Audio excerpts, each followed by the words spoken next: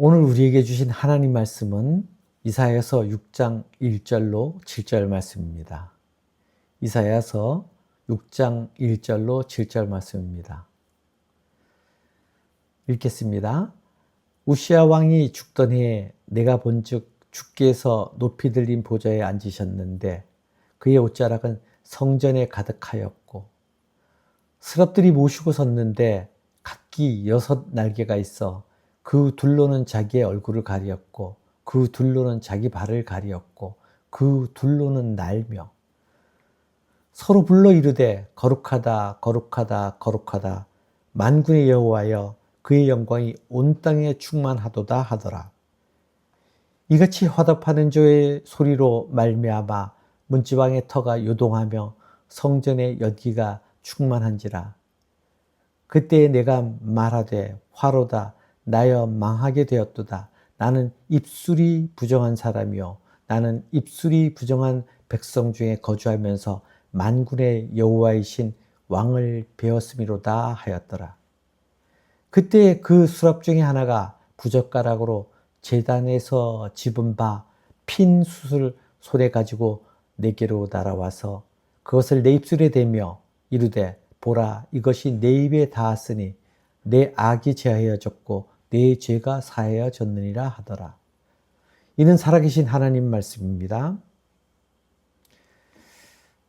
사랑하는 성도 여러분, 사람은 누구나 무언가를 의지하며 살아갑니다.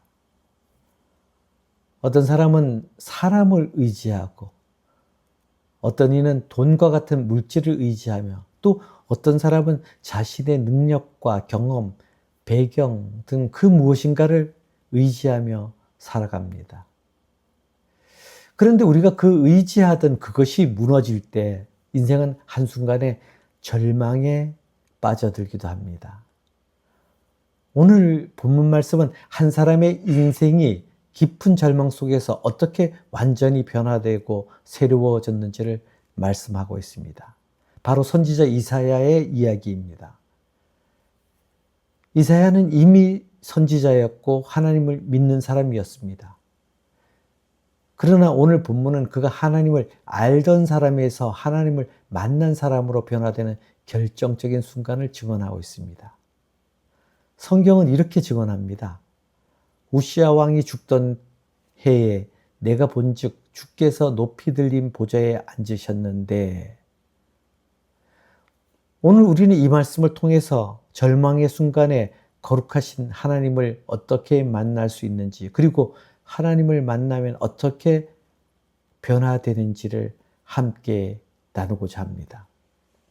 그래서 첫 번째 메시지는 하나님을 만날 때 신앙은 관념에서 실제가 된다입니다. 본문 1절에서 5절은 이사야가 하나님의 보좌를 마주하는 특별한 체험을 한 사실을 증언하고 있습니다. 이 체험은 이사야의 생애에 있어서 일대 전환을 가져오는 중대한 사건이었습니다. 그는 이 체험을 통해서 절망에서 벗어나 진정한 소망을 가질 수 있었고 그리하여 하나님의 위대한 선지자가 될 수 있었습니다. 그리고 자신의 정체성을 깨닫고 진정한 신앙인으로 선지자로 거듭날 수 있었습니다.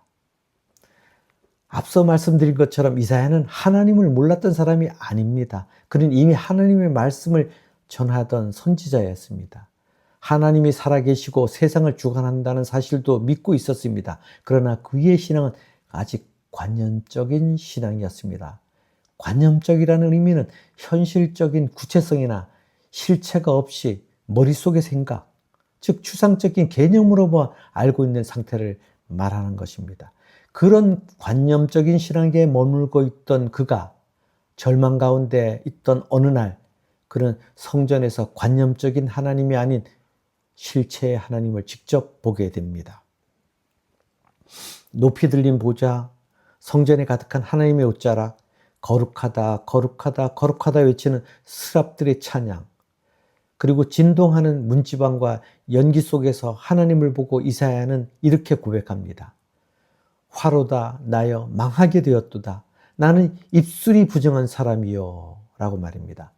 하나님의 거룩하심 앞에 서자 이사야는 자기 자신의 죄인됨을 선명하게 깨달았기에 그는 더 이상 자신을 변명할 수 없었습니다. 죄인임을 자복하고 회개하게 됩니다. 사랑하는 성도 여러분, 하나님을 진정으로 만난 사람은 반드시 자기 자신을 보게 됩니다. 자신이 죄인임을 깨닫게 됩니다. 그래서 하나님과의 만남은 죄인됨의 고백과 회개로 이어집니다. 그래서 하나님을 만난 사람은 회개함으로 신앙의 본질과 태도가 달라집니다. 삶의 방향이 완전히 달라져서 전혀 다른 사람이 되기도 합니다. 사도 바울이 그랬습니다. 우리는 사울이 바울로 변화된 사건을 통하여 하나님을 만난 사람에게 얼마나 놀라운 변화가 일어나는지를 확인할 수 있습니다. 다메섹으로 가는 길 위에서 부활하신 주님을 만나기 전까지 사울은 열심 있는 유대교인으로 복음의 박해자로 살았습니다. 하나님의 뜻과는 정반대의 길을 가고 있었습니다. 그러나 하나님을 만난 이후 그는 완전히 다른 사람이 되었습니다. 복음을 위해 자신의 전생애를 바치는 놀라운 복음의 전도자로 변화된 것입니다. 바로 그의 그러한 변화가 오늘날 세계 복음화의 초석이 될 수 있었던 것입니다. 우리는 분명히 알아야 합니다. 하나님을 믿는 것과 하나님을 만나는 것은 다르다는 것을 말입니다. 그리고 진정한 신앙은 하나님을 만날 때 시작된다는 것입니다. 그렇다면 여러분은 어떻습니까? 여러분은 하나님을 인격적으로 만나는 체험을 하셨습니까? 하나님을 실제적인 분으로 느끼고 자신이 죄인됨에 대한 고백이 있습니까? 그리고 세상의 것을 위해서가 아니라 하나님을 위해, 하나님을 만나기 위하여 살고 있습니까? 하나님을 어떻게 해야 만날 수 있는지를 알고 있습니까? 신명기 4장 29절에 그러나 내가 거기서 내 하나님 여호와를 찾게 되리니 만일 마음을 다하고 뜻을 다하여 그를 찾으면 만나리라고 말씀합니다. 그렇습니다. 하나님의 성전을 사모하는 자, 하나님께 정직하게 자신의 모든 것을 내어놓는 자, 하나님만이 참되고 유일한 소망임을 확신하는 자가, 하나님을 찾는 자가 하나님을 만날 수 있습니다. 그리하면 하나님께서 성령을 그 심령에 보내주셔서 그를 완전히 새로운 사람으로 변화시켜 주시는 것입니다. 그러므로 저와 여러분은 성전을 사모하고 하나님 앞에 진실하고 정직한 심령을 소유함으로 하나님과의 만남을 통해 하나님이 주시는 참된 소망과 평강의 기쁨을 누리는 저와 여러분 되길 소원합니다. 두 번째 메시지는 절망 가운데 참 소망으로 드러나시는 하나님입니다. 본문 1절은 이 사건의 시점을 분명하게 밝혀줍니다. 우시아 왕이 죽던 해라는 말로서 말입니다. 이사야가 하나님의 영광을 체험한 때가 우시아 왕이 죽던 해라고 밝혀주고 있습니다. 이는 아주 중요한 의미가 함축되어 있습니다. 우시아는 유다의 역사에서 가장 강력한 왕 중의 한 사람으로 그의 통치 시기에 유다의 번영은 여호와 신앙에 충실했기 때문입니다. 르호보암 때 이스라엘과 분열된 이후에 우시아 때 유다의 국력은 부강해졌고 안정과 번영으로 유다 역사상 최고의 전성기를 누렸습니다. 그래서 젊은 선지자 이사야에게서 우시아는 하나님 나라의 소망처럼 보이는 존재였습니다. 그러나 우시아는 나라가 부강하게 되자 교만해졌습니다. 왕의 권력에 만족하지 못하고 제사장 노릇까지 하려고 합니다. 결국 하나님의 성전으로 들어가 제사장을 대신에 분양하려다가 나병, 지금의 한센병에 걸려 별국에 갇히게 되고 그의 아들이 섭정이 하게 되고 결국은 그곳에서 죽게 됩니다. 우시아 왕의 죽음은 유다 사람들에게 절망감을 줄 일이었고 그 가운데서도 하나님 나라에 대한 비전을 품고 있었던 젊은 선지자 이사야에게는 좌절 그 자체였습니다. 그 절망의 순간 이사야는 성전으로 나갑니다. 그가 할 수 있는 일은 하나님 앞에 나아가 엎드리는 것이었습니다. 아무 소망도 없다고 생각하며 하나님 앞에 엎드렸을 때 바로 그때 그곳에서 깨닫게 됩니다. 우시아는 죽었지만 하나님은 여전히 보좌에 앉아 계신다는 사실을 말입니다. 사랑하는 성도 여러분, 우리가 의지하고 붙들던 사람이 무너질 때, 관계가 끊어질 때, 우리가 의지하던 환경이나 상황, 조건, 배경, 힘과 능력이 사라질 때, 그때가, 그 자리가 바로 하나님을 만나는 때이고 만나는 자리가 될 수 있다는 것입니다. 그때가, 그 자리가 하나님을 만나고 놀라운 영적 체험을 할 기회라는 것입니다. 이사야는 아무런 소망이 없다고 생각할 때 하나님 앞에 엎드림으로 하나님을 보게 되는 은혜와 진정한 소망을 가질 수 있었습니다. 하나님께서는 선악을 알게 하는 나무의 열매를 먹는 죄를 범하고 절망과 죽음의 공포 가운데 있던 아담과 하와에게 여자의 후손에 관한 언약이라는 소망을 주십니다.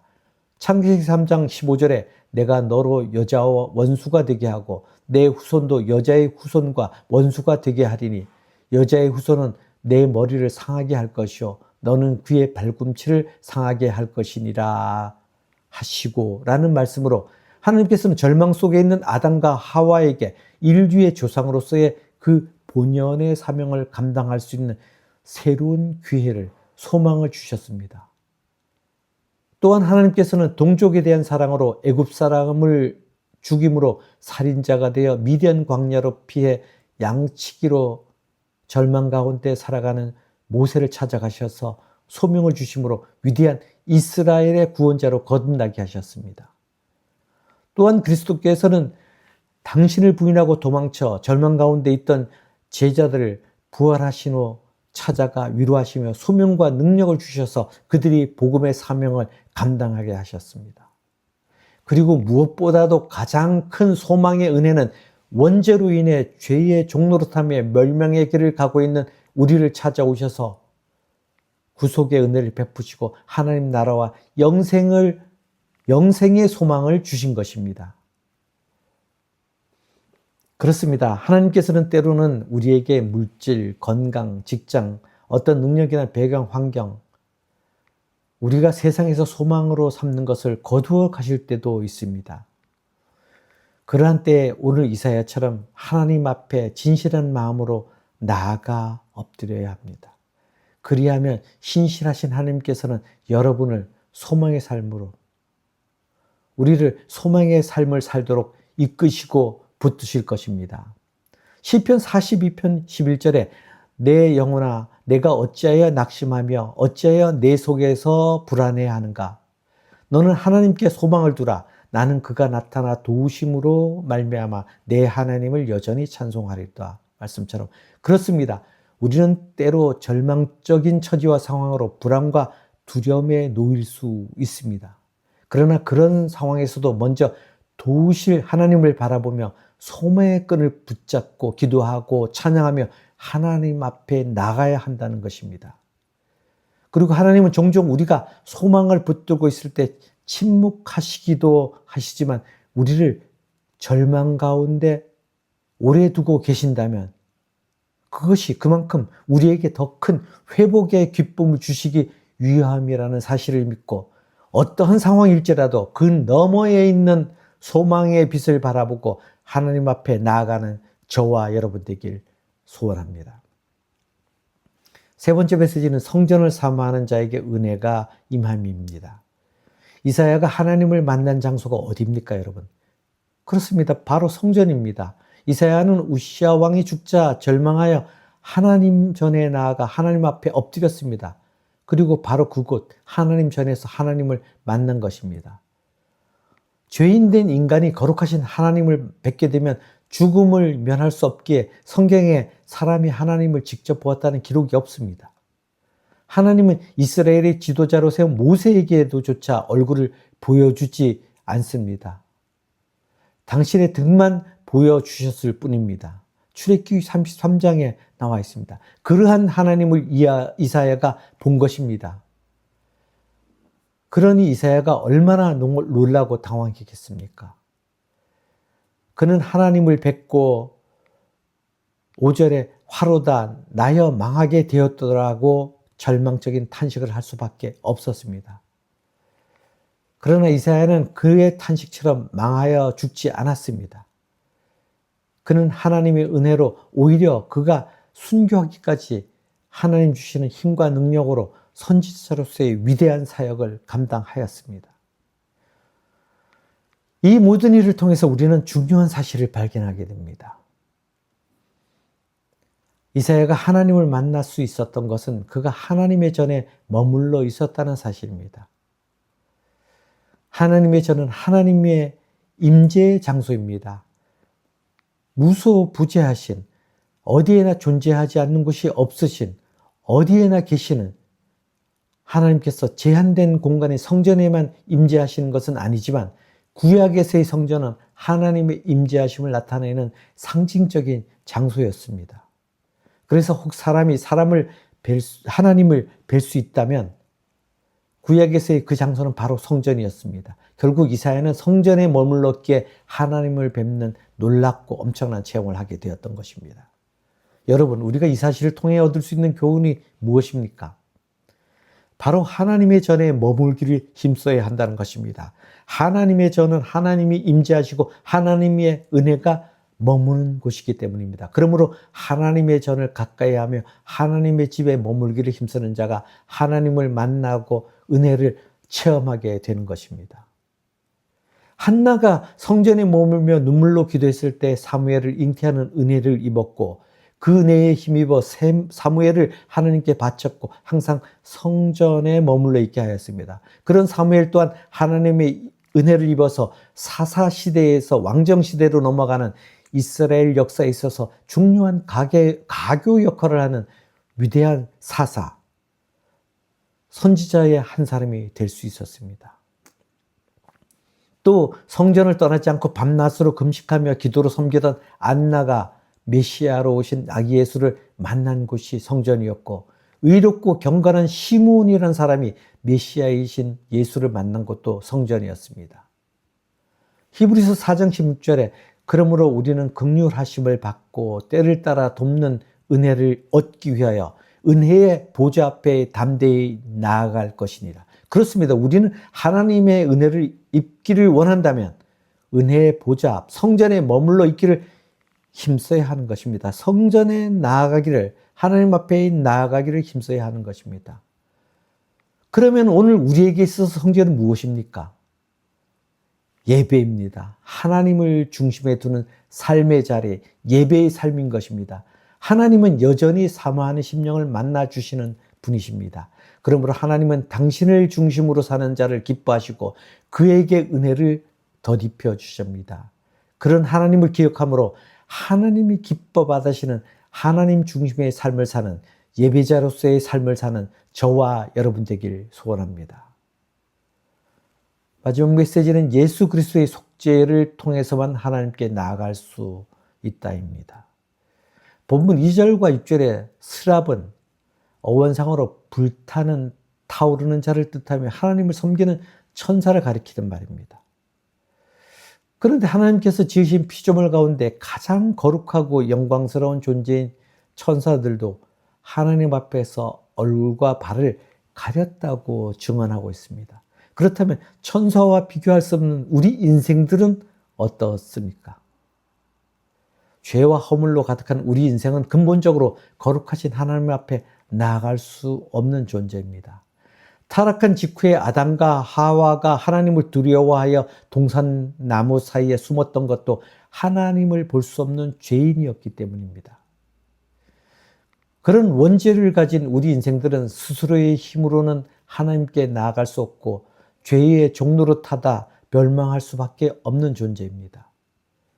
그런데 이토록 부정하고 연약한 인간이 영생의 하나님, 영광의 하나님 앞에 나아가 영생을 누리며 그 영광을 맛보며 살아갈 수 있는 길을 하나님께서 허락해 주셨습니다. 그 길은 독생자 예수님의 속죄의 피로 우리의 죄를 씻는 것입니다.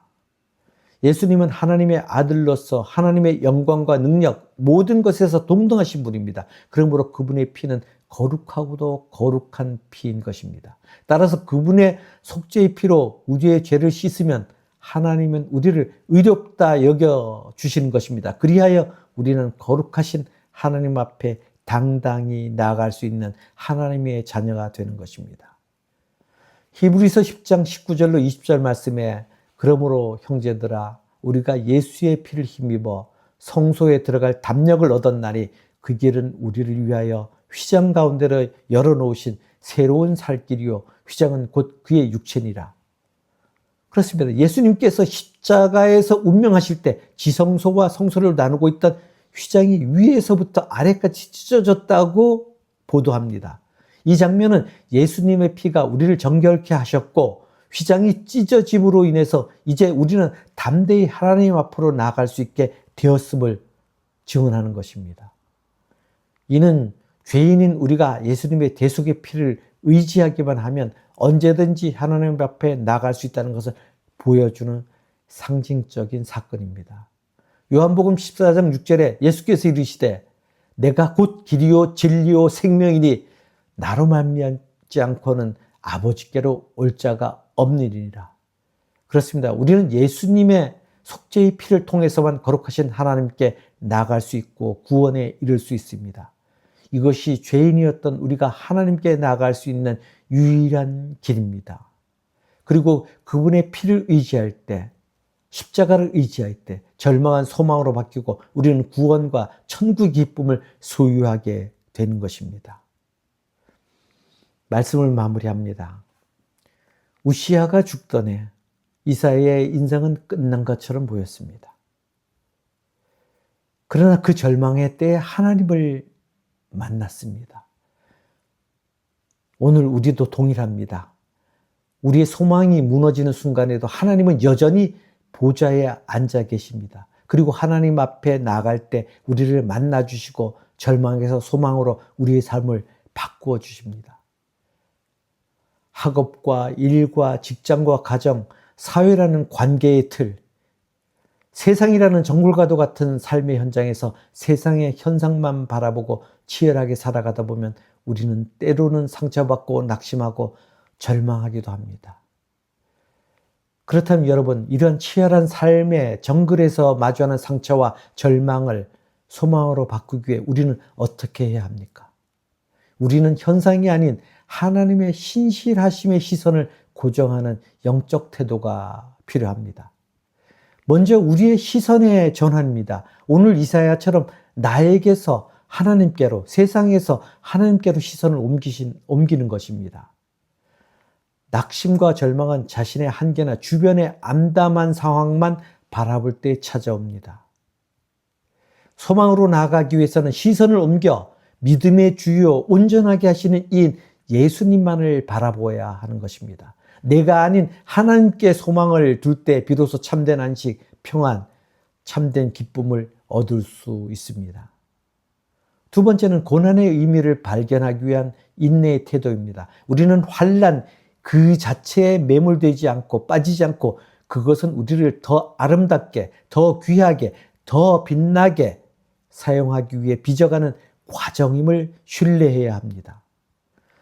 성경은 환난은 인내를, 인내는 연단을, 연단은 소망을 이룬다고 로마서 5장 3절로 4절 말씀에 가르치고 있습니다. 현재의 고난이 결국 우리를 성숙하게 하고 소망의 결실을 맺게 할 것임을 믿고 견디는 태도가 중요합니다. 셋째는 정직하게 자신을 내려놓고 내어놓는 기도의 태도입니다. 절망의 순간에 침묵하기보다 하나님께 부르짖어야 합니다. 하나님은 마음이 상한 자를 가까이 하시고 중심의 진정으로 회개하는 자를 구원하시는 분이십니다. 자신의 아픔과 연약함을 정직하게 기도로 쏟아낼 때 하나님께서 주시는 평강이 우리의 마음과 생각을 지키게 하십니다. 끝으로 하나님의 때를 기다리는 신뢰의 태도입니다. 세상의 모든 일에는 때가 있으며 하나님은 하나님의 때에 모든 것을 아름답게 이루십니다. 당장 눈앞에 문제가 해결되지 않더라도 하나님께서 나를 향한 선한 계획을 가지고 계심을 끝까지 신뢰하는 태도가 절망을 이기는 힘이 됩니다. 바로 그 믿음이 하나님 나라에 갈 때까지 천국을 포기하지 않는 믿음, 진정으로 구원받은 믿음인 것입니다. 오늘 사랑하는 여러분의 마음을 가장 무겁게 누르고 있는 구체적인 염려와 걱정, 근심은 무엇입니까? 절망감은 무엇입니까? 그 마음을 하나님 앞에 솔직하게 고백하고 내려놓고 기도부터 시작하길 권면합니다. 그래야 예수님만이 유일한 길임을 믿고 기도하고 의지함으로 당당하게 두려움 없이 주님 주시는 평강의 은혜와 축복을 누리는 저와 여러분 되길 소원하며 말씀을 마칩니다. 아멘.